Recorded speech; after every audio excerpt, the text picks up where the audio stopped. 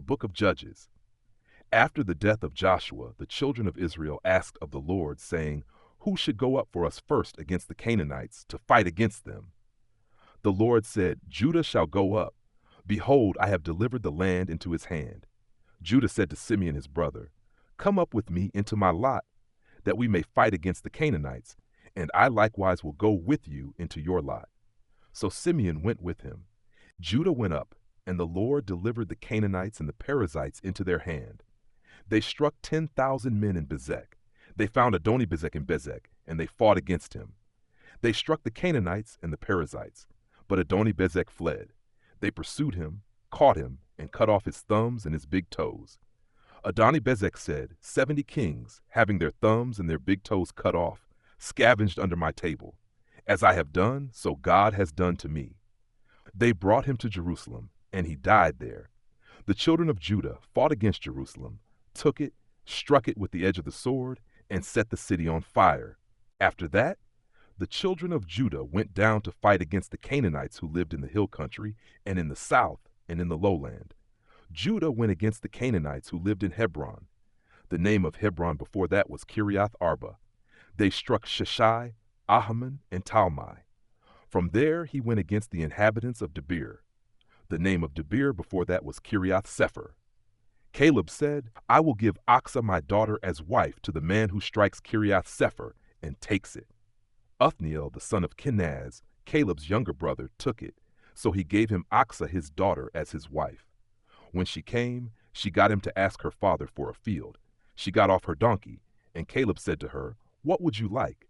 She said to him, "Give me a blessing, because you have set me in the land of the south. Give me also springs of water." Then Caleb gave her the upper springs and the lower springs. The children of the Kenite, Moses' brother-in-law, went up out of the city of palm trees with the children of Judah into the wilderness of Judah, which is in the south of Arad, and they went and lived with the people. Judah went with Simeon his brother, and they struck the Canaanites who inhabited Zephath, and utterly destroyed it. The name of the city was called Hormah. Also Judah took Gaza with its border, and Ashkelon with its border, and Ekron with its border. The Lord was with Judah, and drove out the inhabitants of the hill country, for he could not drive out the inhabitants of the valley, because they had chariots of iron. They gave Hebron to Caleb, as Moses had said, and he drove the 3 sons of Anak out of there. The children of Benjamin didn't drive out the Jebusites who inhabited Jerusalem, but the Jebusites dwell with the children of Benjamin in Jerusalem to this day. The house of Joseph also went up against Bethel, and the Lord was with them. The house of Joseph sent to spy out Bethel. The name of the city before that was Luz. The watchers saw a man come out of the city, and they said to him, "Please show us the entrance into the city, and we will deal kindly with you." He showed them the entrance into the city, and they struck the city with the edge of the sword. But they let the man and all his family go. The man went into the land of the Hittites, built a city, and called its name Luz, which is its name to this day. Manasseh didn't drive out the inhabitants of Bethshan and its towns, nor Tanakh and its towns, nor the inhabitants of Dor and its towns, nor the inhabitants of Eblim and its towns, nor the inhabitants of Megiddo and its towns. But the Canaanites would dwell in that land. When Israel had grown strong, they put the Canaanites to forced labor and didn't utterly drive them out. Ephraim didn't drive out the Canaanites who lived in Gezer, but the Canaanites lived in Gezer among them. Zebulun didn't drive out the inhabitants of Kitron, nor the inhabitants of Nahalol, but the Canaanites lived among them and became subject to forced labor. Asher didn't drive out the inhabitants of Akko, nor the inhabitants of Sidon, nor of Ahlab, nor of Aksib, nor of Helba, nor of Aphik, nor of Rehob. But the Asherites lived among the Canaanites, the inhabitants of the land, for they didn't drive them out. Naphtali didn't drive out the inhabitants of Beth Shemesh, nor the inhabitants of Beth Anath, but he lived among the Canaanites, the inhabitants of the land. Nevertheless, the inhabitants of Beth Shemesh and of Beth Anath became subject to forced labor. The Amorites forced the children of Dan into the hill country, for they would not allow them to come down to the valley. But the Amorites would dwell in Mount Heres, in Aijalon, and in Shaalbim. Yet the hand of the house of Joseph prevailed, so that they became subject to forced labor. The border of the Amorites was from the ascent of Akrabim, from the rock and upward. The Lord's angel came up from Gilgal to Bochim. He said, I brought you out of Egypt, and have brought you to the land which I swore to give your fathers. I said, I will never break my covenant with you. You shall make no covenant with the inhabitants of this land. You shall break down their altars. But you have not listened to my voice. Why have you done this? Therefore I also said, I will not drive them out from before you, but they shall be in your sides, and their gods will be a snare to you. When the Lord's angel spoke these words to all the children of Israel, the people lifted up their voice and wept. They called the name of that place Bochim, and they sacrificed there to the Lord. Now when Joshua had sent the people away, the children of Israel each went to his inheritance to possess the land. The people served the Lord all the days of Joshua, and all the days of the elders who outlived Joshua, who had seen all the great work of the Lord that he had worked for Israel. Joshua the son of Nun, the servant of the Lord, died, being 110 years old. They buried him in the border of his inheritance in Timnath-Heres, in the hill country of Ephraim, on the north of the mountain of Gaash. After all that generation were gathered to their fathers, another generation arose after them who didn't know the Lord, nor the work which he had done for Israel. The children of Israel did that which was evil in the Lord's sight, and served the Baals. They abandoned the Lord, the God of their fathers, who brought them out of the land of Egypt, and followed other gods, of the gods of the peoples who were around them, and bowed themselves down to them, and they provoked the Lord to anger. They abandoned the Lord, and served Baal and the Ashtaroth. The Lord's anger burned against Israel, and he delivered them into the hands of raiders who plundered them. He sold them into the hands of their enemies all around, so that they could no longer stand before their enemies. Wherever they went out, the Lord's hand was against them for evil, as the Lord had spoken, and as the Lord had sworn to them, and they were very distressed. The Lord raised up judges who saved them out of the hand of those who plundered them. Yet they didn't listen to their judges, for they prostituted themselves to other gods and bowed themselves down to them. They quickly turned away from the way in which their fathers walked, obeying the Lord's commandments. They didn't do so. When the Lord raised up judges for them, then the Lord was with the judge, and saved them out of the hand of their enemies all the days of the judge. For it grieved the Lord because of their groaning, by reason of those who oppressed them and troubled them. But when the judge was dead, they turned back, and dealt more corruptly than their fathers, in following other gods to serve them and to bow down to them. They didn't cease what they were doing, or give up their stubborn ways. The Lord's anger burned against Israel, and he said, Because this nation transgressed my covenant which I commanded their fathers, and has not listened to my voice, I also will no longer drive out any of the nations that Joshua left when he died from before them, that by them I may test Israel, to see if they will keep the Lord's way to walk therein, as their fathers kept it or not. So the Lord left those nations, without driving them out hastily. He didn't deliver them into Joshua's hand. Now these are the nations which the Lord left, to test Israel by them, even as many as had not known all the wars of Canaan, only that the generations of the children of Israel might know, to teach them war, at least those who knew nothing of it before. The 5 lords of the Philistines, all the Canaanites, the Sidonians, and the Hivites who lived on Mount Lebanon, from Mount Baal Hermon to the entrance of Hamath. They were left to test Israel by them, to know whether they would listen to the Lord's commandments, which he commanded their fathers by Moses. The children of Israel lived among the Canaanites, the Hittites, the Amorites, the Perizzites, the Hivites, and the Jebusites. They took their daughters to be their wives, and gave their own daughters to their sons, and served their gods. The children of Israel did that which was evil in the Lord's sight, and forgot the Lord their God, and served the Baals and the Asheroth. Therefore the Lord's anger burned against Israel, and he sold them into the hand of Cushan-Rishathaim, king of Mesopotamia. And the children of Israel served Cushan-Rishathaim 8 years. When the children of Israel cried to the Lord raised up a savior to the children of Israel, who saved them, Even Othniel the son of Kenaz, Caleb's younger brother. The Lord's Spirit came on him, and he judged Israel.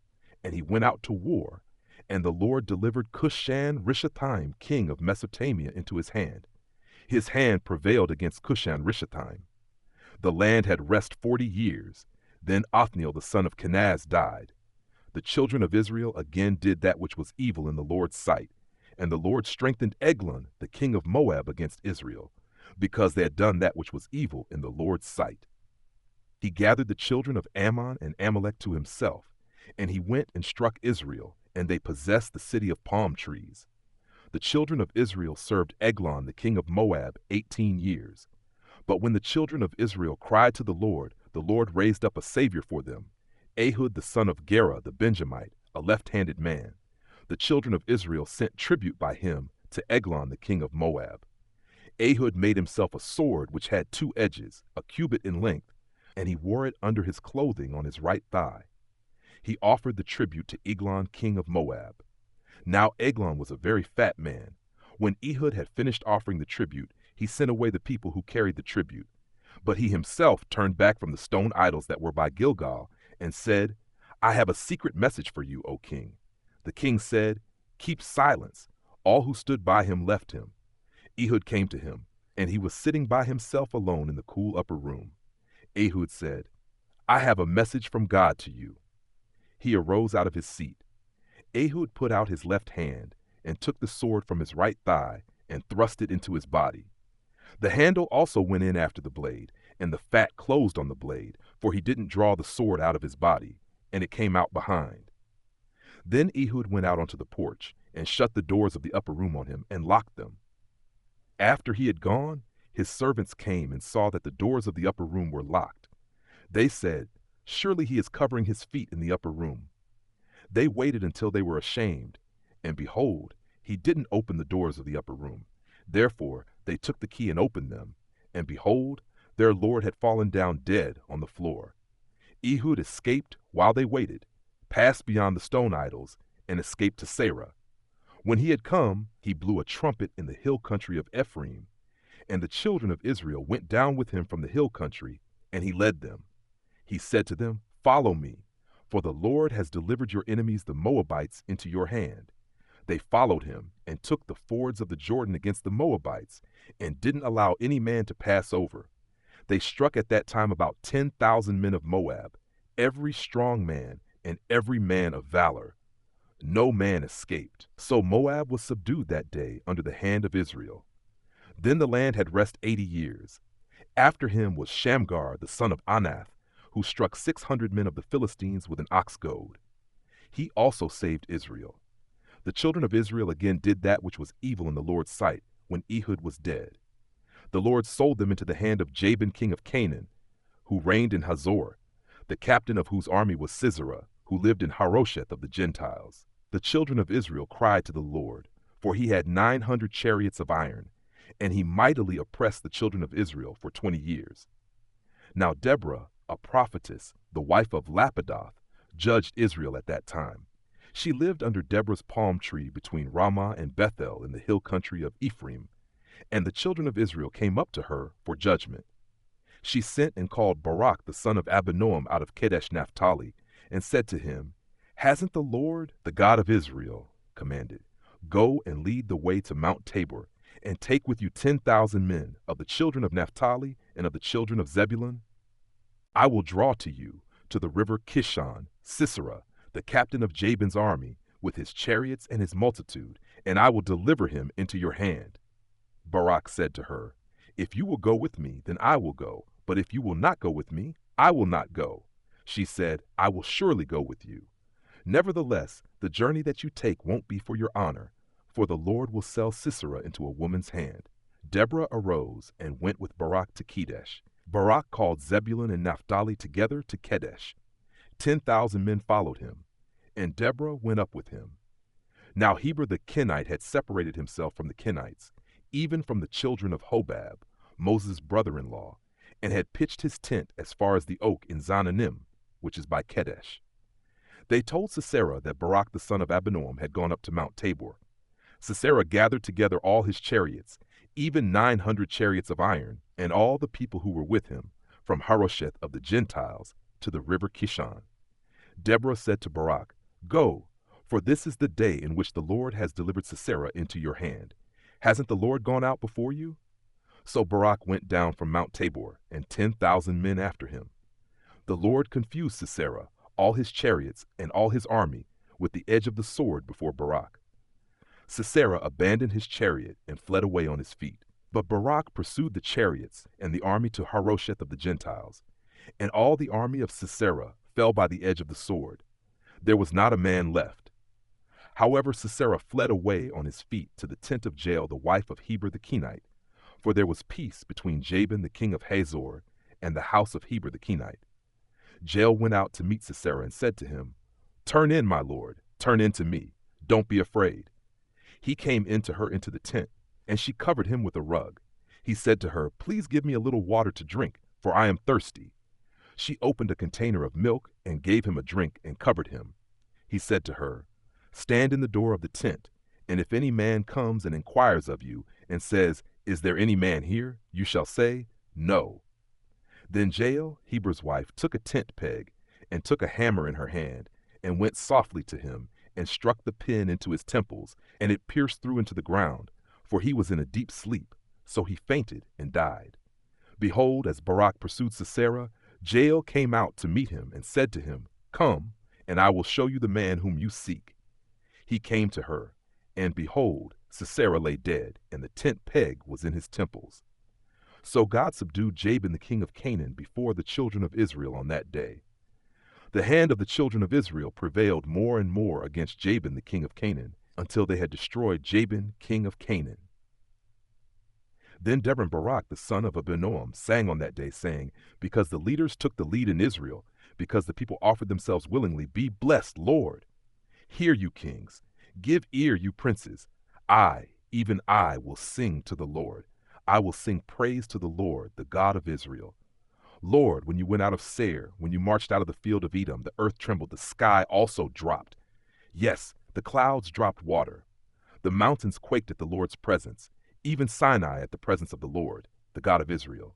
In the days of Shamgar the son of Anath, in the days of Jael, the highways were unoccupied. The travelers walked through byways. The rulers ceased in Israel. They ceased until I, Deborah, arose, until I arose a mother in Israel. They chose new gods. Then war was in the gates.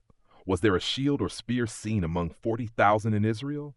My heart is toward the governors of Israel, who offered themselves willingly among the people. Bless the Lord. Speak, you who ride on white donkeys, you who sit on rich carpets, and you who walk by the way, far from the noise of archers, in the places of drawing water. There they will rehearse the Lord's righteous acts, the righteous acts of his rule in Israel. Then the Lord's people went down to the gates. Awake, awake, Deborah. Awake, awake, utter a song. Arise, Barak, and lead away your captives, you son of Abinoam. Then a remnant of the nobles and the people came down. The Lord came down for me against the mighty. Those whose root is in Amalek came out of Ephraim after you, Benjamin, among your peoples. Governors come down out of Machir. Those who handle the marshal's staff came out of Zebulun. The princes of Issachar were with Deborah. As was Issachar, so was Barak. They rushed into the valley at his feet. By the watercourses of Reuben there were great resolves of heart. Why did you sit among the sheepfolds, to hear the whistling for the flocks? At the watercourses of Reuben there were great searchings of heart. Gilead lived beyond the Jordan. Why did Dan remain in ships? Asher sat still at the haven of the sea and lived by his creeks. Zebulun was a people that jeopardized their lives to the death, Naphtali also on the high places of the field. The kings came and fought. Then the kings of Canaan fought at Tanakh by the waters of Megiddo. They took no plunder of silver. From the sky the stars fought. From their courses they fought against Sisera. The river Kishon swept them away, that ancient river, the river Kishon. My soul, march on with strength. Then the horse hoofs stamped because of the prancing of their strong ones. Curse Meroz, said the Lord's angel. Curse bitterly its inhabitants, because they didn't come to help the Lord against the mighty. Jael shall be blessed above women, the wife of Heber the Kenite. Blessed shall she be above women in the tent. He asked for water. She gave him milk. She brought him butter in a lordly dish. She put her hand to the tent peg, and her right hand to the workman's hammer. With the hammer she struck Sisera. She struck through his head. Yes, she pierced and struck through his temples. At her feet he bowed. He fell, he lay. At her feet he bowed, he fell. Where he bowed, there he fell down dead. Through the window she looked out and cried. Sisera's mother looked through the lattice. Why is his chariot so long in coming? Why do the wheels of his chariots wait? Her wise ladies answered her. Yes, she returned answer to herself. Have they not found? Have they not divided the plunder? A lady, 2 ladies to every man. To Sisera a plunder of dyed garments, a plunder of dyed garments embroidered, of dyed garments embroidered on both sides, on the necks of the plunder. So let all your enemies perish, Lord, but let those who love him be as the sun when it rises in its strength. Then the land had rest 40 years. The children of Israel did that which was evil in the Lord's sight. So the Lord delivered them into the hand of Midian 7 years. The hand of Midian prevailed against Israel. And because of Midian, the children of Israel made themselves the dens which are in the mountains, the caves, and the strongholds. So it was, when Israel had sown, that the Midianites, the Amalekites, and the children of the east came up against them. They encamped against them and destroyed the increase of the earth until you come to Gaza. They left no sustenance in Israel, and no sheep, ox, or donkey, for they came up with their livestock and their tents. They came in as locusts for multitude. Both they and their camels were without number, and they came into the land to destroy it. Israel was brought very low because of Midian, and the children of Israel cried to the Lord. When the children of Israel cried to the Lord because of Midian, the Lord sent a prophet to the children of Israel, and he said to them, The Lord, the God of Israel, says, I brought you up from Egypt, and brought you out of the house of bondage. I delivered you out of the hand of the Egyptians, and out of the hand of all who oppressed you, and drove them out from before you, and gave you their land. I said to you, I am the Lord your God. You shall not fear the gods of the Amorites, in whose land you dwell. But you have not listened to my voice. The Lord's angel came and sat under the oak which was in Ophrah, that belonged to Joash the Abiezrite. His son Gideon was beating out wheat in the winepress to hide it from the Midianites. The Lord's angel appeared to him and said to him, The Lord is with you, you mighty man of valor. Gideon said to him, Oh, my Lord, if the Lord is with us, why then has all this happened to us? Where are all his wondrous works which our fathers told us of, saying, Didn't the Lord bring us up from Egypt? But now the Lord has cast us off and delivered us into the hand of Midian. The Lord looked at him and said, Go in this your might, and save Israel from the hand of Midian. Haven't I sent you? He said to him, O Lord, how shall I save Israel? Behold, my family is the poorest in Manasseh, and I am the least in my father's house. The Lord said to him, Surely I will be with you, and you shall strike the Midianites as one man. He said to him, If now I have found favor in your sight, then show me a sign that it is you who talk with me. Please don't go away until I come to you, and bring out my present, and lay it before you. He said, I will wait until you come back. Gideon went in and prepared a young goat and unleavened cakes of an ephah of meal. He put the meat in a basket, and he put the broth in a pot, and brought it out to him under the oak, and presented it. The angel of God said to him, Take the meat and the unleavened cakes, and lay them on this rock, and pour out the broth. He did so. Then the Lord's angel stretched out the end of the staff that was in his hand, and touched the meat and the unleavened cakes. And fire went up out of the rock and consumed the meat and the unleavened cakes. Then the Lord's angel departed out of his sight. Gideon saw that he was the Lord's angel, and Gideon said, Alas, Lord God, because I have seen the Lord's angel face to face. The Lord said to him, Peace be to you. Don't be afraid, you shall not die. Then Gideon built an altar there to the Lord, and called it The Lord is Peace. To this day it is still in Ophrah of the Abiezrites. That same night the Lord said to him, Take your father's bull, even the second bull 7 years old, and throw down the altar of Baal that your father has, and cut down the Asherah that is by it. Then build an altar to the Lord your God on the top of this stronghold, in an orderly way, and take the second bull, and offer a burnt offering with the wood of the Asherah, which you shall cut down. Then Gideon took 10 men of his servants, and did as the Lord had spoken to him. Because he feared his father's household and the men of the city, he could not do it by day, but he did it by night. When the men of the city arose early in the morning, behold, the altar of Baal was broken down, and the Asherah was cut down that was by it, and the second bull was offered on the altar that was built. They said to one another, "Who has done this thing?" When they inquired and asked, they said, "Gideon the son of Joash has done this thing." Then the men of the city said to Joash, "Bring out your son, that he may die, because he has broken down the altar of Baal, and because he has cut down the Asherah that was by it." Joash said to all who stood against him, "Will you contend for Baal, or will you save him? He who will contend for him, let him be put to death by morning.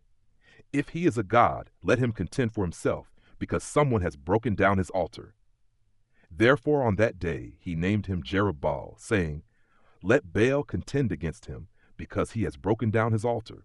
Then all the Midianites and the Amalekites and the children of the east assembled themselves together, and they passed over and encamped in the valley of Jezreel. But the Lord's Spirit came on Gideon, and he blew a trumpet, and Abiezer was gathered together to follow him. He sent messengers throughout all Manasseh, and they also were gathered together to follow him. He sent messengers to Asher, to Zebulun, and to Naphtali, and they came up to meet them.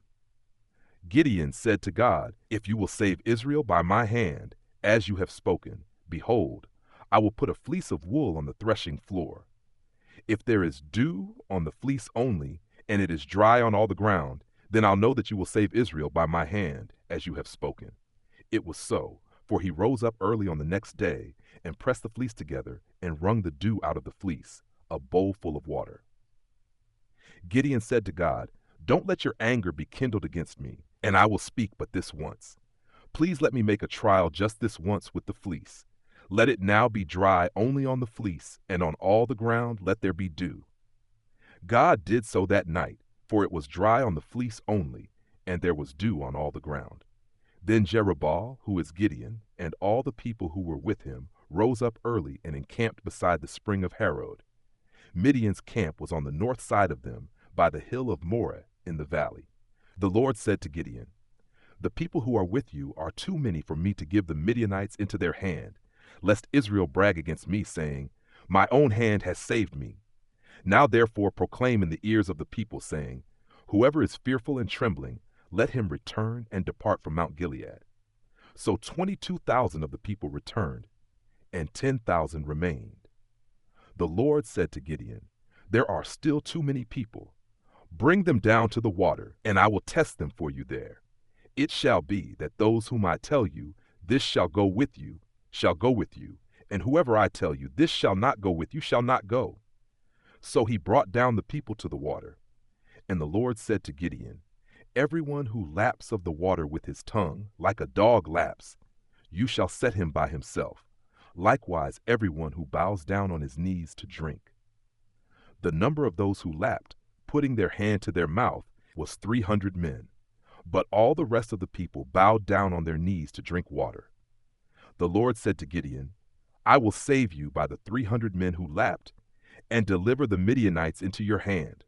Let all the other people go, each to his own place."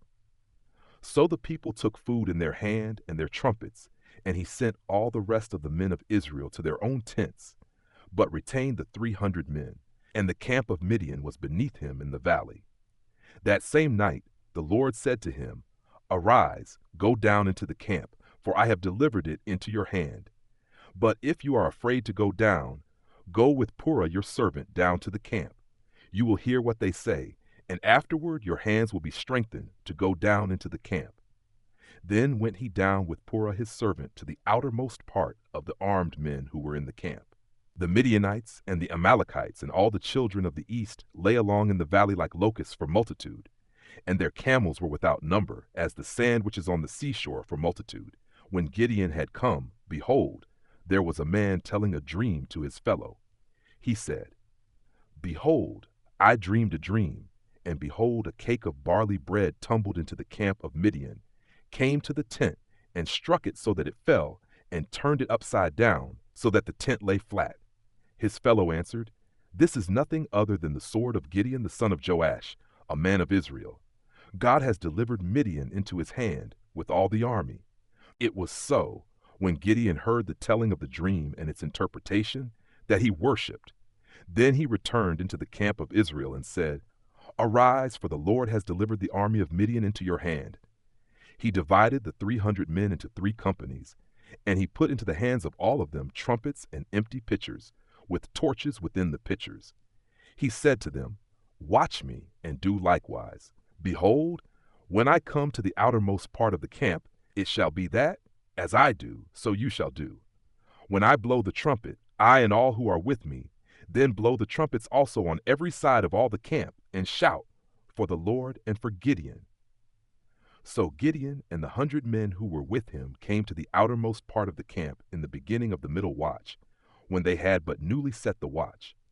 Then they blew the trumpets and broke in pieces the pitchers that were in their hands. The 3 companies blew the trumpets, broke the pitchers, and held the torches in their left hands, and the trumpets in their right hands with which to blow. And they shouted, "The sword of the Lord and of Gideon." They each stood in his place around the camp, and all the army ran, and they shouted, and put them to flight. They blew the 300 trumpets, and the Lord set every man's sword against his fellow, and against all the army. And the army fled as far as Beth-shittah toward Zererah, as far as the border of Abel-Meholah by Tabath. The men of Israel were gathered together out of Naphtali, out of Asher, and out of all Manasseh, and pursued Midian. Gideon sent messengers throughout all the hill country of Ephraim, saying, "Come down against Midian, and take the waters before them as far as Beth-barah, even the Jordan." So all the men of Ephraim were gathered together, and took the waters as far as Beth-barah, even the Jordan. They took the 2 princes of Midian, Oreb and Zeb. They killed Oreb at Oreb's rock, and Zeb they killed at Zeb's winepress, as they pursued Midian. Then they brought the heads of Oreb and Zeb to Gideon beyond the Jordan. The men of Ephraim said to him, "Why have you treated us this way, that you didn't call us when you went to fight with Midian?" They rebuked him sharply. He said to them, "What have I now done in comparison with you? Isn't the gleaning of the grapes of Ephraim better than the vintage of Abiezer? God has delivered into your hand the princes of Midian, Oreb, and Zeb. What was I able to do in comparison with you?" Then their anger was abated toward him when he had said that. Gideon came to the Jordan and passed over, he and the 300 men who were with him, faint yet pursuing. He said to the men of Succoth, "Please give loaves of bread to the people who follow me, for they are faint, and I am pursuing after Zebah and Zalmunna, the kings of Midian." The princes of Succoth said, "Are the hands of Zebah and Zalmunna now in your hand, that we should give bread to your army?" Gideon said, "Therefore when the Lord has delivered Zebah and Zalmunna into my hand, then I will tear your flesh with the thorns of the wilderness and with briars." He went up there to Penuel, and spoke to them in the same way, and the men of Penuel answered him as the men of Succoth had answered. He spoke also to the men of Penuel, saying, "When I come again in peace, I will break down this tower." Now Zebah and Zalmunna were in Karkor, and their armies with them, about 15,000 men, all who were left of all the army of the children of the east. For there fell 120,000 men who drew sword. Gideon went up by the way of those who lived in tents on the east of Nobah and Jogbehah, and struck the army, for the army felt secure. Zebah and Zalmunna fled, and he pursued them. He took the 2 kings of Midian, Zebah and Zalmunna, and confused all the army. Gideon, the son of Joash, returned from the battle from the ascent of Heres. He caught a young man of the men of Succoth, and inquired of him, and he described for him the princes of Succoth and its elders, 77 men. He came to the men of Succoth and said, "See Zebah and Zalmunna, concerning whom you taunted me, saying, Are the hands of Zebah and Zalmunna now in your hand, that we should give bread to your men who are weary?" He took the elders of the city, and thorns of the wilderness and briars, and with them he taught the men of Succoth. He broke down the tower of Penuel, and killed the men of the city. Then he said to Zebah and Zalmunna, "What kind of men were they whom you killed at Tabor?" They answered, "They were like you. They all resembled the children of a king. He said, "They were my brothers, the sons of my mother. As the Lord lives, if you had saved them alive, I would not kill you." He said to Jether his firstborn, "Get up and kill them." But the youth didn't draw his sword, for he was afraid, because he was yet a youth. Then Zebah and Zalmunna said, "You rise and fall on us, for as the man is, so is his strength." Gideon arose and killed Zebah and Zalmunna, and took the crescents that were on their camels' necks.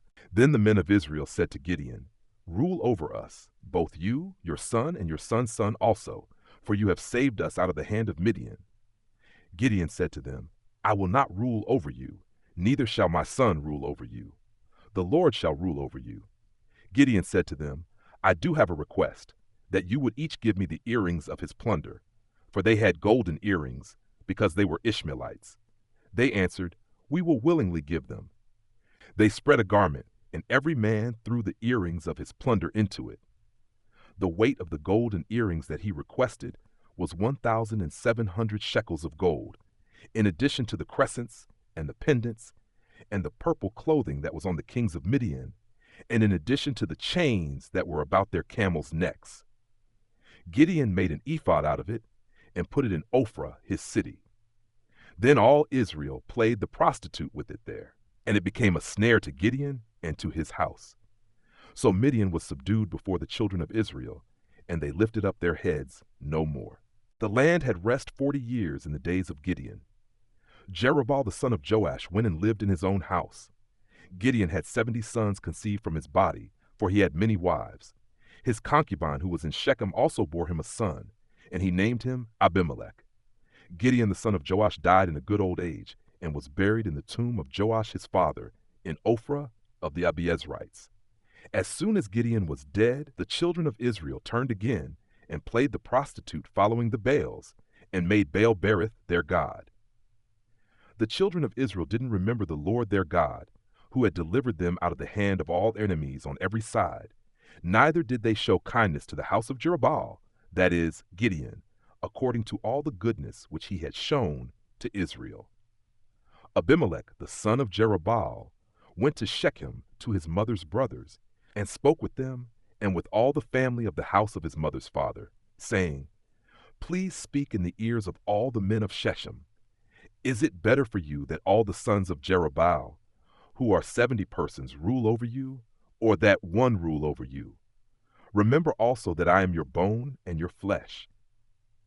His mother's brothers spoke of him in the ears of all the men of Shechem all these words, their hearts inclined to follow Abimelech, for they said, "He is our brother." They gave him 70 pieces of silver out of the house of Baal-berith, with which Abimelech hired vain and reckless fellows who followed him. He went to his father's house at Ophrah, and killed his brothers the sons of Jerubbaal, being 70 persons, on one stone. But Jotham the youngest son of Jerubbaal was left, for he hid himself. All the men of Shechem assembled themselves together with all the house of Millo, and went and made Abimelech king by the oak of the pillar that was in Shechem. When they told it to Jotham, he went and stood on the top of Mount Gerizim, and lifted up his voice, cried out, and said to them, "Listen to me, you men of Shechem, that God may listen to you." The trees set out to anoint a king over themselves. They said to the olive tree, "Reign over us."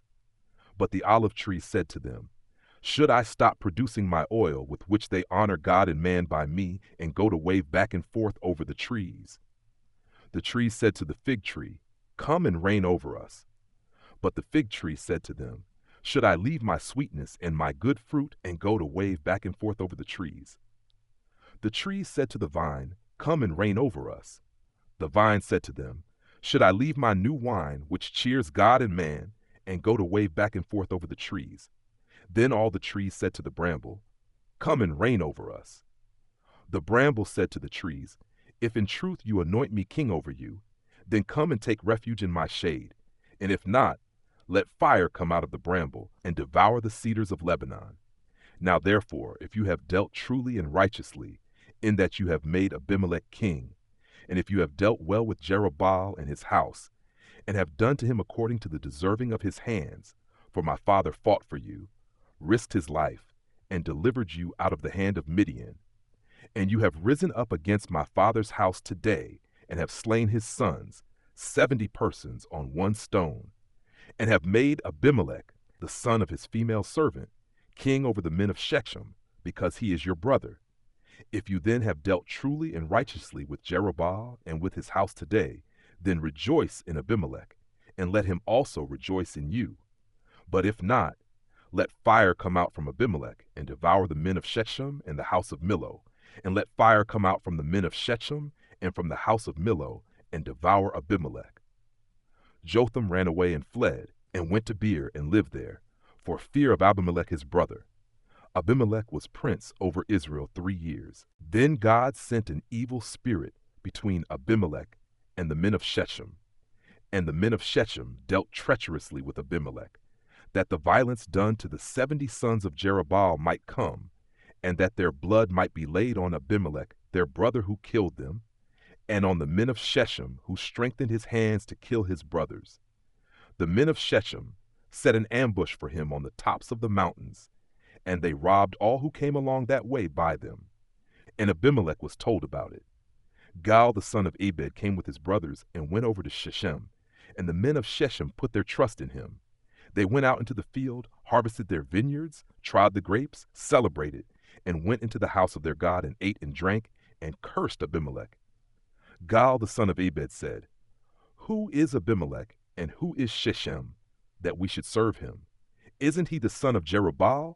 Isn't Zebul his officer? Serve the men of Hamor the father of Shechem, but why should we serve him? I wish that this people were under my hand. Then I would remove Abimelech. He said to Abimelech, Increase your army and come out. When Zebul the ruler of the city heard the words of Gal the son of Ebed, his anger burned. He sent messengers to Abimelech craftily, saying, Behold, Gal the son of Ebed and his brothers have come to Shechem, and behold, they incite the city against you. Now therefore go up by night, you and the people who are with you, and lie in wait in the field. It shall be that in the morning, as soon as the sun is up, you shall rise early and rush on the city. Behold, when he and the people who are with him come out against you, then may you do to them as you shall find occasion. Abimelech rose up, and all the people who were with him by night, and they laid wait against Shechem in 4 companies. Gal the son of Ebed went out and stood in the entrance of the gate of the city. Abimelech rose up, and the people who were with him, from the ambush. When Gal saw the people, he said to Zebul, Behold, people are coming down from the tops of the mountains. Zebul said to him, You see the shadows of the mountains as if they were men. Gal spoke again and said, Behold, people are coming down by the middle of the land, and one company comes by the way of the oak of Meonanim. Then Zebul said to him, Now where is your mouth, that you said, Who is Abimelech, that we should serve him? Isn't this the people that you have despised? Please go out now and fight with them. Gal went out before the men of Shechem and fought with Abimelech.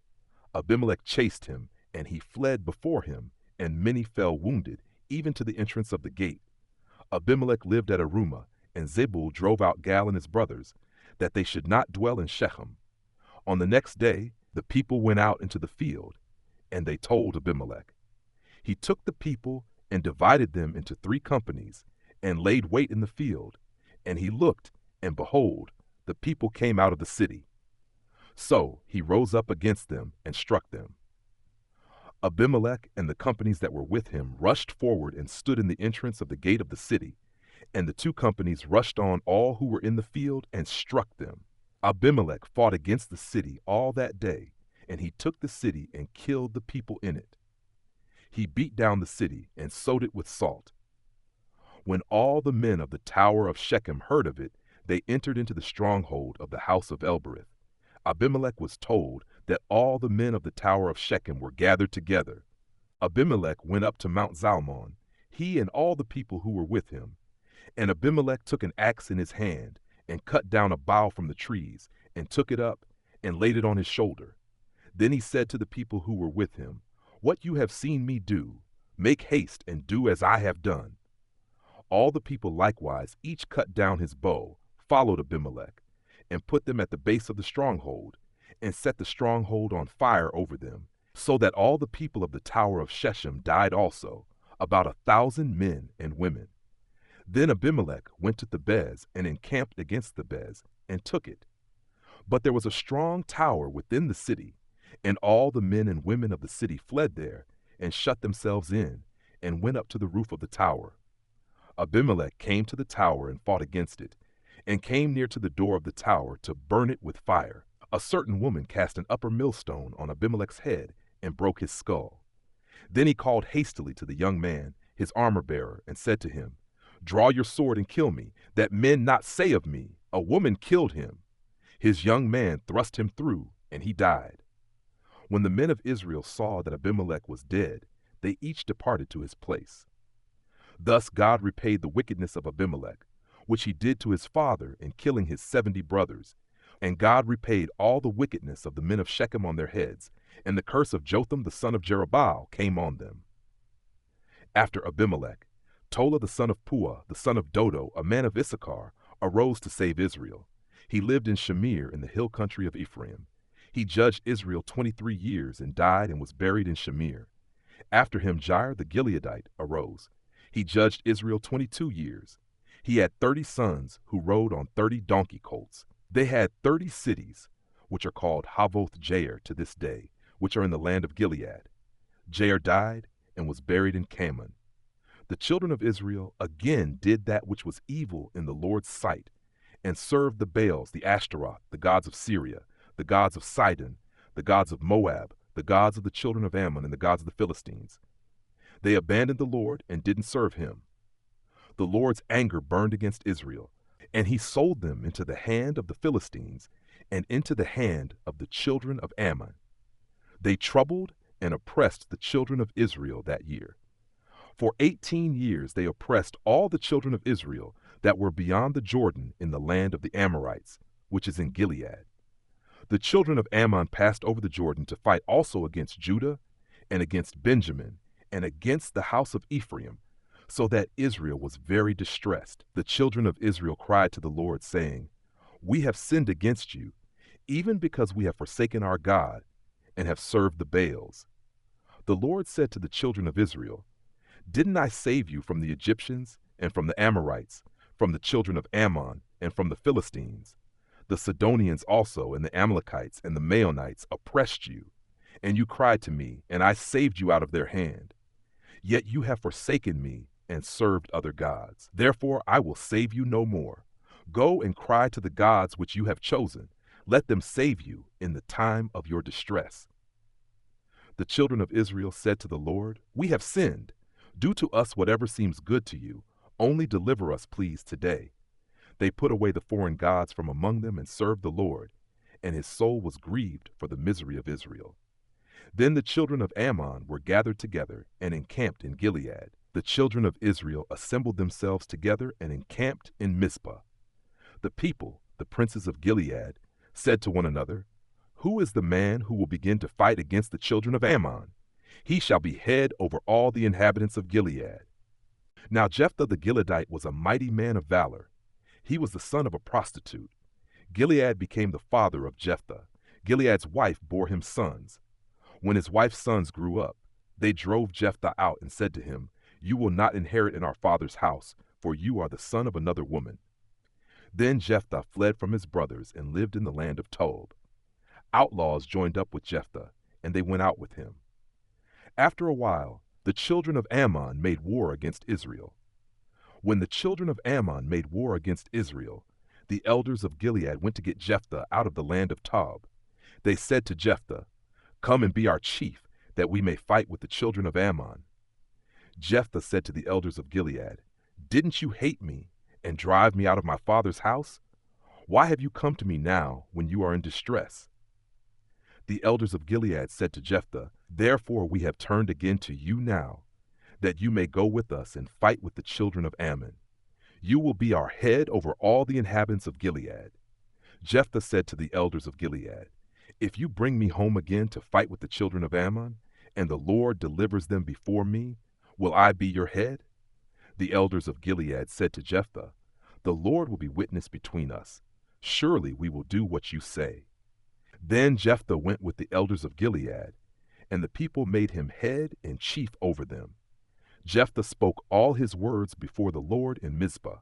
Jephthah sent messengers to the king of the children of Ammon, saying, "What do you have to do with me, that you have come to me to fight against my land?"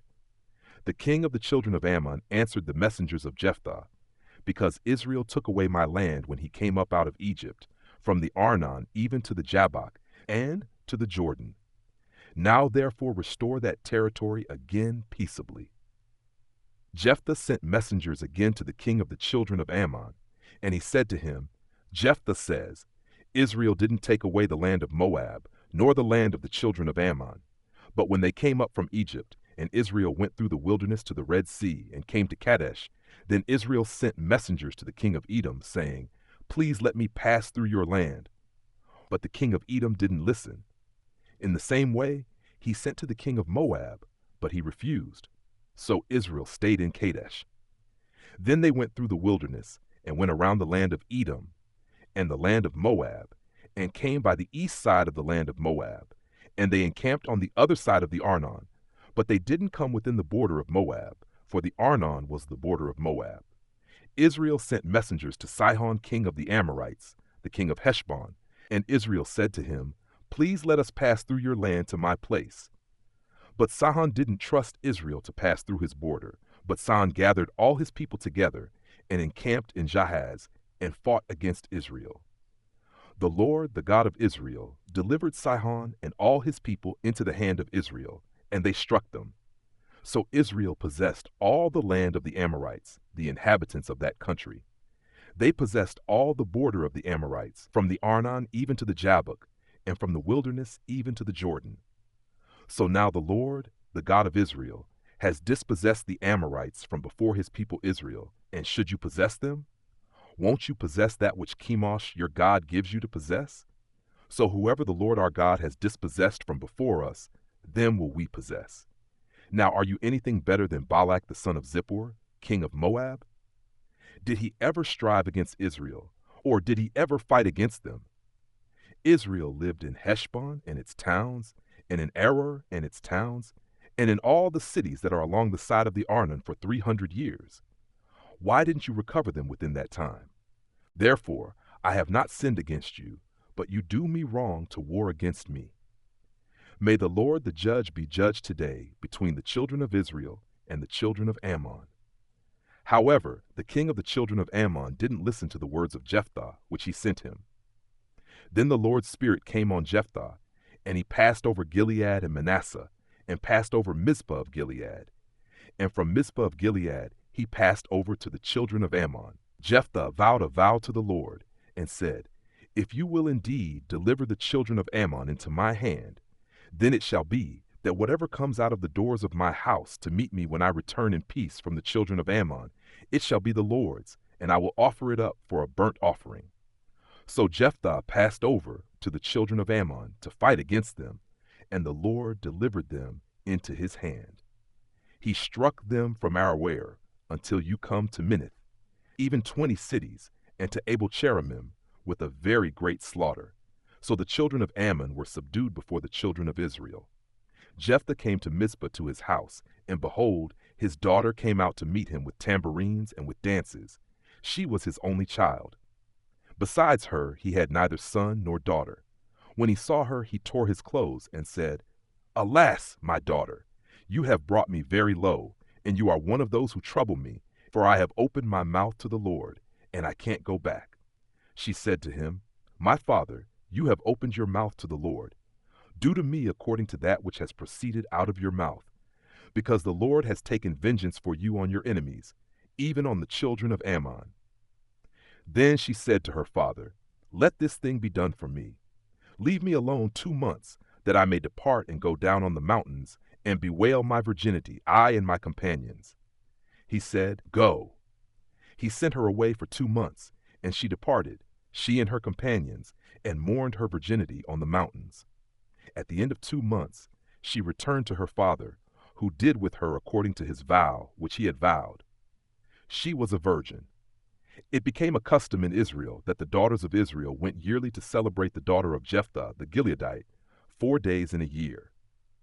The men of Ephraim were gathered together and passed northward, And they said to Jephthah, "Why did you pass over to fight against the children of Ammon and didn't call us to go with you? We will burn your house around you with fire." Jephthah said to them, "I and my people were at great strife with the children of Ammon, and when I called you, you didn't save me out of their hand. When I saw that you didn't save me, I put my life in my hand and passed over against the children of Ammon, and the Lord delivered them into my hand. Why then have you come up to me today to fight against me?" Then Jephthah gathered together all the men of Gilead and fought with Ephraim. The men of Gilead struck Ephraim because they said, "You are fugitives of Ephraim, you Gileadites, in the middle of Ephraim and in the middle of Manasseh." The Gileadites took the fords of the Jordan against the Ephraimites. Whenever a fugitive of Ephraim said, "Let me go over," the men of Gilead said to him, "Are you an Ephraimite?" If he said no, then they said to him, "Now say Shibboleth," and he said Sibboleth, for he couldn't manage to pronounce it correctly. Then they seized him and killed him at the fords of the Jordan. At that time 42,000 of Ephraim fell. Jephthah judged Israel 6 years. Then Jephthah the Gileadite died and was buried in the cities of Gilead. After him Ibzan of Bethlehem judged Israel. He had 30 sons. He sent his 30 daughters outside his clan, and he brought in 30 daughters from outside his clan for his sons. He judged Israel 7 years. Ibzan died and was buried at Bethlehem. After him Elon the Zebulunite judged Israel, and he judged Israel 10 years. Elon the Zebulunite died and was buried in Aijalon in the land of Zebulun. After him Abdon the son of Hillel the Pirathonite judged Israel. He had 40 sons and 30 sons who rode on 70 donkey colts. He judged Israel 8 years.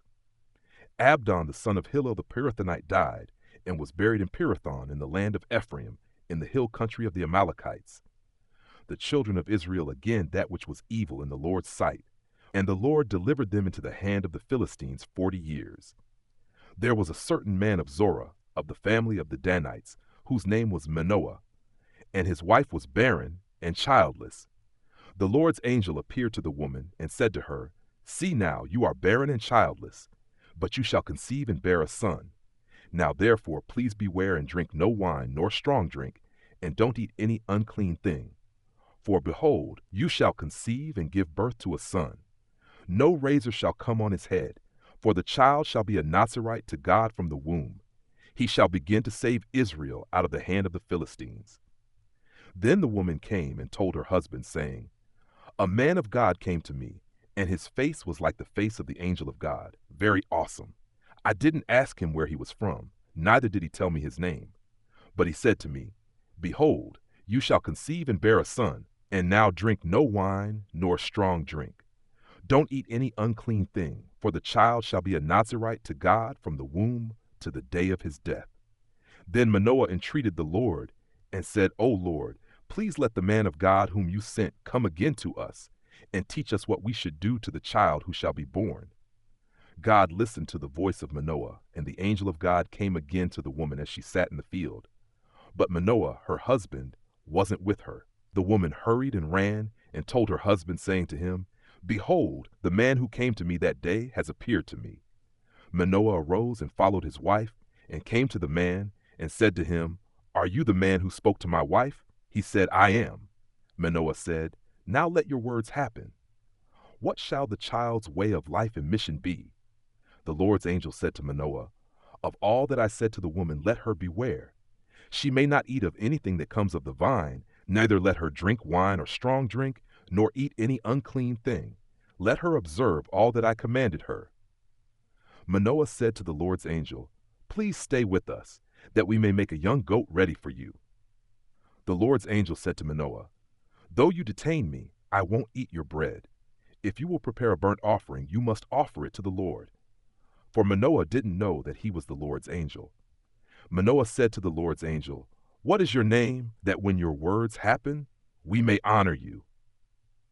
The Lord's angel said to him, 'Why do you ask about my name, since it is incomprehensible?' So Manoah took the young goat with the meal offering and offered it on the rock to the Lord. Then the angel did an amazing thing as Manoah and his wife watched.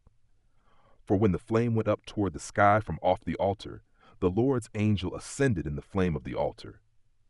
Manoah and his wife watched, and they fell on their faces to the ground. But the Lord's angel didn't appear to Manoah or to his wife any more. Then Manoah knew that he was the Lord's angel.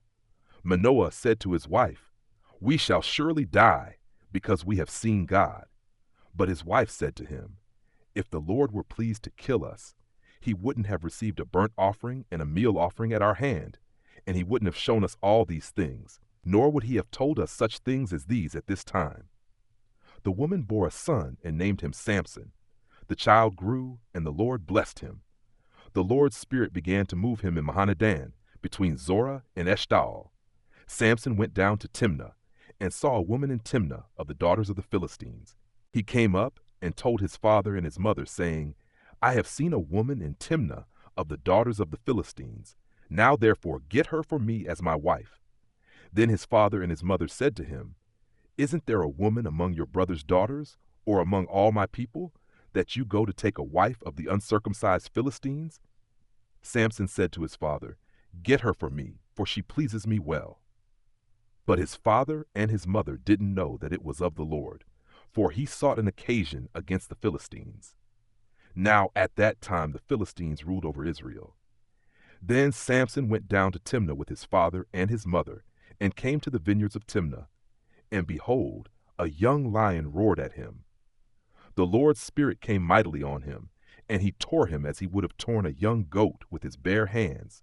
But he didn't tell his father or his mother what he had done.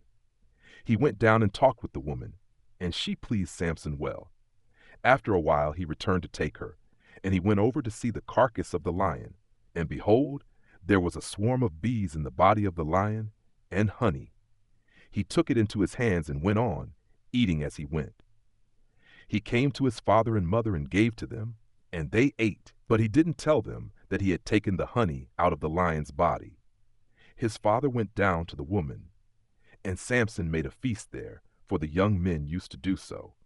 When they saw him, they brought 30 companions to be with him. Samson said to them, "Let me tell you a riddle now.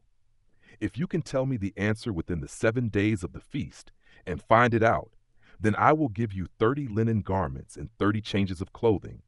But if you can't tell me the answer, then you shall give me 30 linen garments and 30 changes of clothing." They said to him, "Tell us your riddle, that we may hear it." He said to them, "Out of the eater came out food. Out of the strong came out sweetness." They couldn't in 3 days declare the riddle. On the 7th day, they said to Samson's wife, "Entice your husband, that he may declare to us the riddle, lest we burn you and your father's house with fire. Have you called us to impoverish us? Isn't that so?" Samson's wife wept before him and said, "You just hate me and don't love me. You've told a riddle to the children of my people and haven't told it to me." He said to her, "Behold, I haven't told my father or my mother, so why should I tell you?" She wept before him the 7 days while their feast lasted. And on the 7th day he told her, because she pressed him severely. And she told the riddle to the children of her people. The men of the city said to him on the 7th day before the sun went down, "What is sweeter than honey? What is stronger than a lion?" He said to them, "If you hadn't plowed with my heifer, you wouldn't have found out my riddle." The Lord's Spirit came mightily on him, and he went down to Ashkelon and struck 30 men of them. He took their plunder, then gave the changes of clothing to those who declared the riddle. His anger burned, and he went up to his father's house. But Samson's wife was given to his companion, who had been his friend. But after a while, in the time of wheat harvest, Samson visited his wife with a young goat. He said, "I will go into my wife's room," but her father wouldn't allow him to go in. Her father said, "I most certainly thought that you utterly hated her. Therefore I gave her to your companion. Isn't her younger sister more beautiful than she? Please take her instead." Samson said to them, "This time I will be blameless in the case of the Philistines when I harm them." Samson went and caught 300 foxes, and took torches, and turned tail to tail, and put a torch in the middle between every two tails. When he had set the torches on fire, he let them go into the standing grain of the Philistines, and burned up both the shocks in the standing grain, and also the olive groves. Then the Philistines said, "Who has done this?" They said, "Samson, the son-in-law of the Timnite, because he has taken his wife and given her to his companion. The Philistines came up and burned her and her father with fire.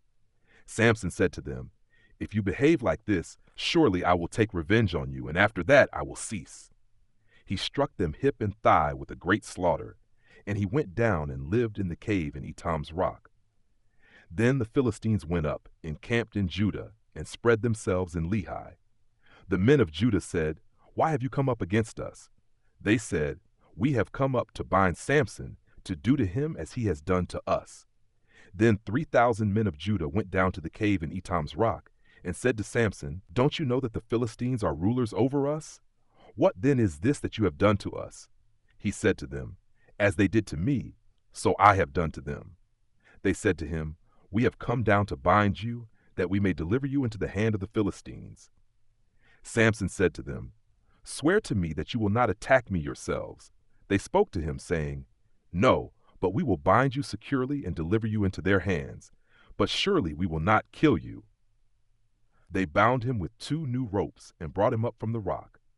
When he came to Lehi, the Philistines shouted as they met him. Then the Lord's Spirit came mightily on him, and the ropes that were on his arms became as flax that was burned with fire, and his bands dropped from off his hands. He found a fresh jawbone of a donkey, put out his hand, took it, and struck 1,000 men with it. Samson said, "With the jawbone of a donkey, heaps on heaps, with the jawbone of a donkey, I have struck 1,000 men." When he had finished speaking, he threw the jawbone out of his hand, and that place was called Ramath-Lehi. He was very thirsty and called on the Lord and said, "You have given this great deliverance by the hand of your servant, and now shall I die of thirst and fall into the hands of the uncircumcised." But God split the hollow place that is in Lehi, and water came out of it. When he had drunk, his spirit came again, and he revived. Therefore its name was called En-Hakkore, which is in Lehi, to this day. He judged Israel 20 years in the days of the Philistines. Samson went to Gaza and saw there a prostitute, and went into her. The Gazites were told, "Samson is here." They surrounded him and laid wait for him all night in the gate of the city, and were quiet all the night, saying, "Wait until morning light, then we will kill him." Samson lay until midnight, then arose at midnight, and took hold of the doors of the gate of the city, with the 2 posts, and plucked them up, bar and all, and put them on his shoulders, and carried them up to the top of the mountain that is before Hebron. It came to pass afterward that he loved a woman in the valley of Sorek, whose name was Delilah. The lords of the Philistines came up to her and said to her, "Entice him, and see in which his great strength lies, and by what means we may prevail against him, that we may bind him to afflict him, and we will each give you 1,100 pieces of silver." Delilah said to Samson, "Please tell me where your great strength lies, and what you might be bound to afflict you." Samson said to her, "If they bind me with 7 green cords that were never dried, then shall I become weak and be as another man." Then the lords of the Philistines brought up to her 7 green cords which had not been dried, and she bound him with them. Now she had an ambush waiting in the inner room. She said to him, "The Philistines are on you, Samson." He broke the cords as a flax thread is broken when it touches the fire. So his strength was not known. Delilah said to Samson, "Behold, you have mocked me and told me lies. Now please tell me how you might be bound." He said to her, "If they only bind me with new ropes with which no work has been done, then I will become weak and be as another man." So Delilah took new ropes and bound him with them, then said to him, "The Philistines are on you, Samson." The ambush was waiting in the inner room. He broke them off his arms like a thread. Delilah said to Samson, "Until now you have mocked me and told me lies. Tell me with what you might be bound." He said to her, "If you weave the 7 locks of my head with the fabric on the loom." She fastened it with the pin, and said to him, "The Philistines are on you, Samson." He awakened out of his sleep and plucked away the pin of the beam and the fabric. She said to him, "How can you say, 'I love you,' when your heart is not with me? You have mocked me these 3 times, and have not told me where your great strength lies." When she pressed him daily with her words and urged him, his soul was troubled to death. He told her all his heart and said to her, "No razor has ever come on my head, For I have been a Nazirite to God from my mother's womb. If I am shaved, then my strength will go from me, and I will become weak and be like any other man. When Delilah saw that he had told her all his heart, she sent and called for the lords of the Philistines, saying, Come up this once, for he has told me all his heart. Then the lords of the Philistines came up to her and brought the money in their hand. She made him sleep on her knees, and she called for a man and shaved off the 7 locks of his head. And she began to afflict him, and his strength went from him. She said, The Philistines are upon you, Samson. He awoke out of his sleep and said, I will go out as at other times and shake myself free. But he didn't know that the Lord had departed from him. The Philistines laid hold on him and put out his eyes, and they brought him down to Gaza and bound him with fetters of bronze, and he ground at the mill in the prison. However, the hair of his head began to grow again after he was shaved. The lords of the Philistines gathered together to offer a great sacrifice to Dagon their god, and to rejoice. For they said, Our God has delivered Samson, our enemy, into our hand. When the people saw him, they praised their God.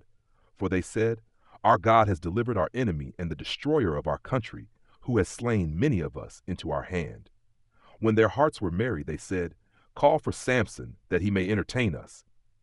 They called for Samson out of the prison, and he performed before them. They set him between the pillars, and Samson said to the boy who held him by the hand, Allow me to feel the pillars on which the house rests, that I may lean on them. Now the house was full of men and women, and all the lords of the Philistines were there, and there were on the roof about 3,000 men and women, who saw while Samson performed. Samson called to the Lord and said, Lord God, remember me, please, and strengthen me, please, only this once, God, that I may be at once avenged of the Philistines for my 2 eyes. Samson took hold of the 2 middle pillars on which the house rested and leaned on them, the one with his right hand and the other with his left. Samson said, Let me die with the Philistines. He bowed himself with all his might, and the house fell on the lords and on all the people who were in it. So the dead that he killed at his death were more than those who he killed in his life. Then his brothers and all the house of his father came down and took him, and brought him up, and buried him between Zorah and Eshtaol in the burial site of Manoah his father. He judged Israel 20 years. There was a man of the hill country of Ephraim, whose name was Micah.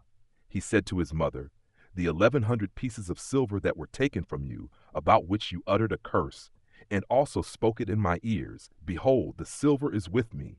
I took it. His mother said, May the Lord bless my son. He restored the 1,100 pieces of silver to his mother. Then his mother said, I most certainly dedicate the silver to the Lord from my hand for my son, to make a carved image and a molten image. Now therefore I will restore it to you. When he restored the money to his mother took 200 pieces of silver and gave them to a silversmith, who made a carved image and a molten image out of it. It was in the house of Micah. The man Micah had a house of gods, and he made an ephod and teraphim, and consecrated one of his sons, who became his priest. In those days there was no king in Israel. Everyone did that which was right in his own eyes. There was a young man out of Bethlehem, Judah, of the family of Judah, who was a Levite, and he lived there. The man departed out of the city, out of Bethlehem, Judah, to live where he could find a place, and he came to the hill country of Ephraim, to the house of Micah, as he traveled. Micah said to him, Where did you come from? He said to him, I am a Levite of Bethlehem, Judah, and I am looking for a place to live. Micah said to him, Dwell with me, and be to me a father and a priest, and I will give you 10 pieces of silver per year, a suit of clothing, and your food. So the Levite went in. The Levite was content to dwell with the man, and the young man was to him as one of his sons. Micah consecrated the Levite, and the young man became his priest, and was in the house of Micah. Then Micah said, Now I know that the Lord will do good to me, since I have a Levite as my priest. In those days there was no king in Israel. In those days the tribe of the Danites sought an inheritance to dwell in, for to that day their inheritance had not fallen to them among the tribes of Israel. The children of Dan sent 5 men of their family from their whole number, men of valor, from Zorah and from Eshtaol, to spy out the land and to search it. They said to them, "Go, explore the land." They came to the hill country of Ephraim, to the house of Micah, and lodged there. When they were by the house of Micah, they knew the voice of the young man, the Levite. So they went over there and said to him, "Who brought you here? What do you do in this place? What do you have here?" He said to them, "Thus and thus has Micah dealt with me, and he has hired me, and I have become his priest." They said to him, "Please ask counsel of God, that we may know whether our way which we go shall be prosperous." The priest said to them, "Go in peace. Your way in which you go is before the Lord." Then the 5 men departed and came to Laish and saw the people who were there, how they lived in safety, in the way of the Sidonians, quiet and secure. For there was no one in the land possessing authority that might put them to shame in anything, and they were far from the Sidonians, and had no dealings with anyone else.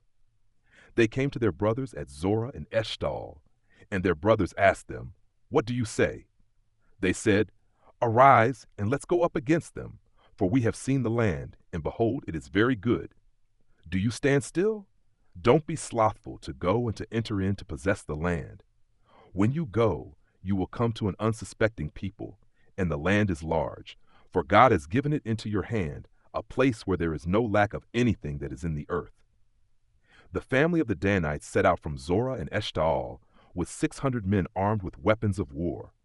They went up and encamped in Kiriath Jearim in Judah.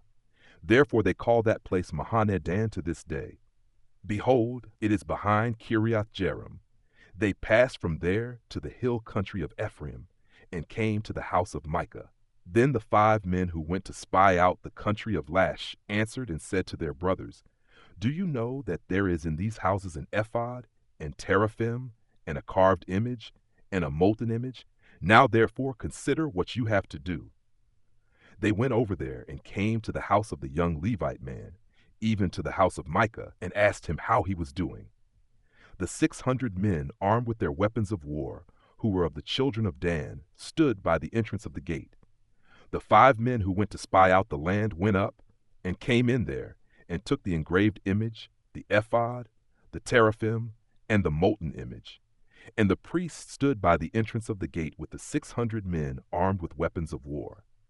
When these went into Micah's house and took the engraved image, the ephod, the teraphim, and the molten image, the priest said to them, "What are you doing?"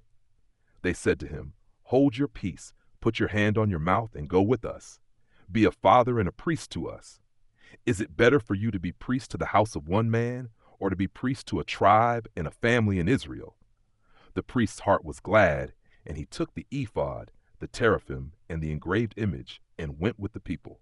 So they turned and departed, and put the little ones, the livestock, and the goods before them. When they were a good way from the house of Micah, the men who were in the houses near Micah's house gathered together and overtook the children of Dan. As they called to the children of Dan, they turned their faces and said to Micah, "What ails you that you come with such a company?" He said, "You have taken away my gods which I made, and the priest, and have gone away. What more do I have? How can you ask me, what ails you?" The children of Dan said to him, "Don't let your voice be heard among us, lest angry fellows fall on you, and you lose your life with the lives of your household." The children of Dan went their way, and when Micah saw that they were too strong for him, he turned and went back to his house. They took that which Micah had made, and the priest whom he had, and came to Laish, to a people quiet and unsuspecting, and struck them with the edge of the sword. Then they burned the city with fire. There was no deliverer, because it was far from Sidon, and they had no dealings with anyone else. And it was in the valley that lies by Beth Rehob. They built the city and lived in it. They called the name of the city Dan, after the name of Dan their father, who was born to Israel. However, the name of the city used to be Laish. The children of Dan set up for themselves the engraved image, and Jonathan, the son of Gershom, the son of Moses, and his sons were priests to the tribe of the Danites, until the day of the captivity of the land. So they set up for themselves Micah's engraved image which he made, and it remained all the time that God's house was in Shiloh. In those days, when there was no king in Israel, There was a certain Levite living on the farther side of the hill country of Ephraim, who took for himself a concubine out of Bethlehem, Judah. His concubine played the prostitute against him, and went away from him to her father's house to Bethlehem, Judah, and was there for 4 months. Her husband arose and went after her to speak kindly to her, to bring her again, having his servant with him and a couple of donkeys. She brought him into her father's house, and when the father of the young lady saw him, he rejoiced to meet him. His father-in-law, the young lady's father, kept him there, and he stayed with him 3 days.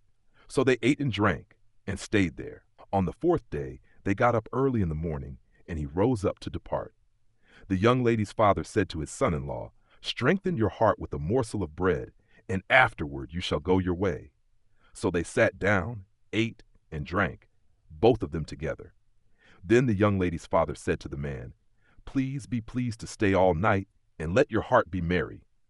The man rose up to depart, but his father-in-law urged him, and he stayed there again. He arose early in the morning on the 5th day to depart, and the young lady's father said, "Please strengthen your heart and stay until the day declines." And they both ate. When the man rose up to depart, he and his concubine and his servant, his father-in-law, the young lady's father, said to him, "Behold, now the day draws toward evening. Please stay all night. Behold, the day is ending. Stay here, that your heart may be merry, and tomorrow go on your way early, that you may go home." But the man wouldn't stay that night, but he rose up and went near Jebus, also called Jerusalem. With him were a couple of saddled donkeys. His concubine also was with him. When they were by Jebus, the day was far spent, and the servant said to his master, "Please come and let's enter into this city of the Jebusites and stay in it." His master said to him, "We won't enter into the city of a foreigner that is not of the children of Israel, but we will pass over to Gibeah." He said to his servant, "Come and let's draw near to one of these places, and we will lodge in Gibeah or in Ramah." So they passed on and went their way, and the sun went down on them near Gibeah, which belongs to Benjamin. They went over there to go in to stay in Gibeah. He went in and sat down in the street of the city, for there was no one who took them into his house to stay. Behold, an old man came from his work out of the field at evening. Now the man was from the hill country of Ephraim, and he lived in Gibeah, but the men of the place were Benjamites. He lifted up his eyes and saw the wayfaring man in the street of the city, and the old man said, "Where are you going? Where did you come from?" He said to him, "We are passing from Bethlehem, Judah, to the farther side of the hill country of Ephraim. I am from there, and I went to Bethlehem, Judah. I am going to the Lord's house, and there is no one who has taken me into his house. Yet there is both straw and feed for our donkeys, and there is bread and wine also for me and for your servant, and for the young man who is with your servants. There is no lack of anything." The old man said, "Peace be to you. Just let me supply all your needs, but don't sleep in the street." So he brought him into his house and gave the donkeys fodder. Then they washed their feet and ate and drank. As they were making their hearts merry, behold, the men of the city, certain wicked fellows, surrounded the house, beating at the door. And they spoke to the master of the house, the old man, saying, "Bring out the man who came into your house, that we can have sex with him." The man, the master of the house, went out to them and said to them, "No, my brothers, please don't act so wickedly. Since this man has come into my house, don't do this folly. Behold, here is my virgin daughter and his concubine. I will bring them out now. Humble them and do with them what seems good to you. But to this man don't do any such folly." But the men wouldn't listen to him. So the man grabbed his concubine and brought her out to them. And they had sex with her and abused her all night until the morning. When the day began to dawn, they let her go. Then the woman came in the dawning of the day and fell down at the door of the man's house where her lord was, until it was light. Her lord rose up in the morning and opened the doors of the house and went out to go his way. And behold, the woman his concubine had fallen down at the door of the house with her hands on the threshold. He said to her, "Get up and let's get going." But no one answered. Then he took her up on the donkey, and the man rose up and went to his place. When he had come into his house, he took a knife and cut up his concubine, and divided her, limb by limb, into 12 pieces, and sent her throughout all the borders of Israel. It was so that all who saw it said, "Such a deed has not been done or seen from the day that the children of Israel came up out of the land of Egypt to this day. Consider it, take counsel, and speak." Then all the children of Israel went out, and the congregation was assembled as one man, from Dan even to Beersheba, with the land of Gilead, to the Lord at Mizpah. The chiefs of all the people, even of all the tribes of Israel, presented themselves in the assembly of the people of God, 400,000 footmen who drew sword. Now the children of Benjamin heard that the children of Israel had gone up to Mizpah. The children of Israel said, "Tell us, how did this wickedness happen?" The Levite, the husband of the woman who was murdered, answered, "I came into Gibeah that belongs to Benjamin, I and my concubine, to spend the night. The men of Gibeah rose against me and surrounded the house by night. They intended to kill me, and they raped my concubine, and she is dead. I took my concubine and cut her in pieces and sent her throughout all the country of the inheritance of Israel, for they have committed lewdness and folly in Israel. Behold, you children of Israel, all of you, give here your advice and counsel." All the people arose as one man, saying, "None of us will go to his tent, neither will any of us turn to his house. But now this is the thing which we will do to Gibeah. We will go up against it by lot, and we will take 10 men of 100 throughout all the tribes of Israel, and 100 of 1,000, and 1,000 out of 10,000 to get food for the people, that they may do, when they come to Gibeah of Benjamin, according to all the folly that the men of Gibeah have done in Israel." So all the men of Israel were gathered against the city, knit together as one man. The tribes of Israel sent men through all the tribe of Benjamin, saying, "What wickedness is this that has happened among you? Now therefore deliver up the men, the wicked fellows who are in Gibeah, that we may put them to death and put away evil from Israel." But Benjamin would not listen to the voice of their brothers, the children of Israel. The children of Benjamin gathered themselves together out of the cities to Gibeah, to go out to battle against the children of Israel. The children of Benjamin were counted on that day, out of the cities 26,000 men who drew the sword, in addition to the inhabitants of Gibeah, who were counted 700 chosen men. Among all these soldiers there were 700 chosen men who were left-handed. Every one of them could sling a stone at a hair and not miss. The men of Israel, besides Benjamin, were counted 400,000 men who drew sword. All these were men of war. The children of Israel arose, went up to Bethel, and asked counsel of God. They asked, "Who shall go up for us first to battle against the children of Benjamin?" The Lord said, "Judah first." The children of Israel rose up in the morning and encamped against Gibeah. The men of Israel went out to battle against Benjamin, and the men of Israel set the battle in array against them at Gibeah. The children of Benjamin came out of Gibeah, and on that day destroyed 22,000 of the Israelite men down to the ground. The people, the men of Israel, encouraged themselves and set the battle again in array in the place where they set themselves in array the first day. The children of Israel went up and wept before the Lord until evening, and they asked of the Lord, saying, "Shall I again draw near to battle against the children of Benjamin my brother?" The Lord said, "Go up against him." The children of Israel came near against the children of Benjamin the second day. Benjamin went out against them out of Gibeah the second day, and destroyed down to the ground of the children of Israel again 18,000 men. All these drew the sword. Then all the children of Israel and all the people went up and came to Bethel and wept and sat there before the Lord and fasted that day until evening. Then they offered burnt offerings and peace offerings before the Lord. The children of Israel asked the Lord, for the ark of the covenant of God was there in those days, and Phinehas, the son of Eleazar, the son of Aaron, stood before it in those days, saying, "Shall I yet again go out to battle against the children of Benjamin my brother, or shall I cease?" The Lord said, "Go up, for tomorrow I will deliver him into your hand." Israel set ambushes all around Gibeah. The children of Israel went up against the children of Benjamin on the third day, and set themselves in array against Gibeah, as at other times. The children of Benjamin went out against the people, and were drawn away from the city. And they began to strike and kill of the people, as at other times in the highways, of which one goes up to Bethel, and the other to Gibeah, in the field, about 30 men of Israel.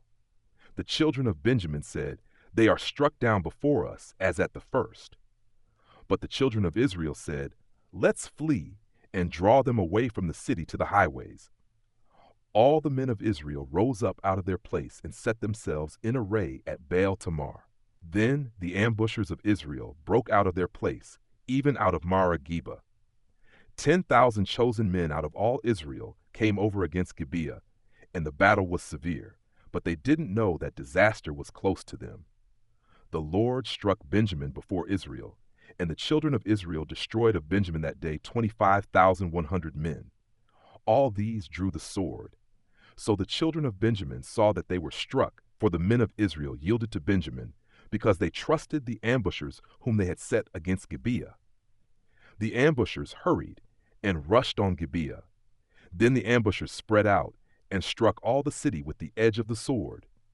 Now the appointed sign between the men of Israel and the ambushers was that they should make a great cloud of smoke rise up out of the city.